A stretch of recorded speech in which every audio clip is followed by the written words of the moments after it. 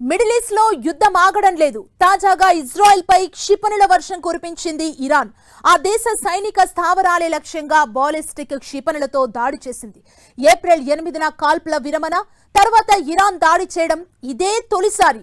Lebanon పై Israel దాడికి ప్రతీకారంగా Iran ప్రతిదాడులు మొదలుపెట్టింది. దాదాపు 10 క్షిపణులు ఉత్తర ఇజ్రాయెల్ వైపు దూసుకొచ్చినట్లు ఐడిఎఫ్ వర్గాలు తెలిపాయి.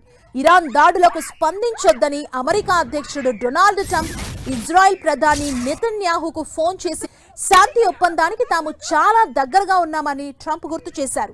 ఇప్పటికే మీరు క్షిపణులు ప్రయోగించారు, ఇక చర్చలకు రండి అని ఇరాన్కు సూచించారు. మరోవైపు నెతన్యాహును ఉద్దేశించి ట్రంప్ మాట్లాడుతూ వారి దాడిలో ఎవరికీ ఏమీ కాలేదు, ఇజ్రాయెల్ ప్రతిదాడి చేయదని ఆశిస్తున్నా ఒకవేళ ఎదురు దాడి చేస్తే గత 47 ఏళ్ల నుంచి జరుగుతున్నదే కొనసాగుతోందని పేర్కొన్నారు. ట్రంప్ ఎంత వారిస్తున్నా ఇజ్రాయెల్ ఆయన మాటల్ని లెక్క చేయలేదు. ఇరాన్ లక్ష్యంగా ఐడిఎఫ్ దళాలు దాడులు మొదలుపెట్టాయి. పశ్చిమ మధ్య ఇరాన్లోని సైనిక స్థావరాలను లక్ష్యంగా చేసుకుని ఇజ్రాయెల్ ఎయిర్ ఫోర్స్ భారీ దాడులు చేపట్టింది.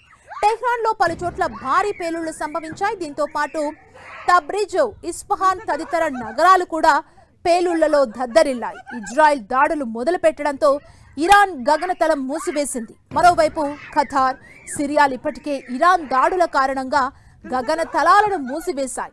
ఇజ్రాయెల్ ఎయిర్ లాంచ్ బాలిస్టిక్ క్షిపణులను వాడినట్లు ఇరాన్ ఆరోపించింది.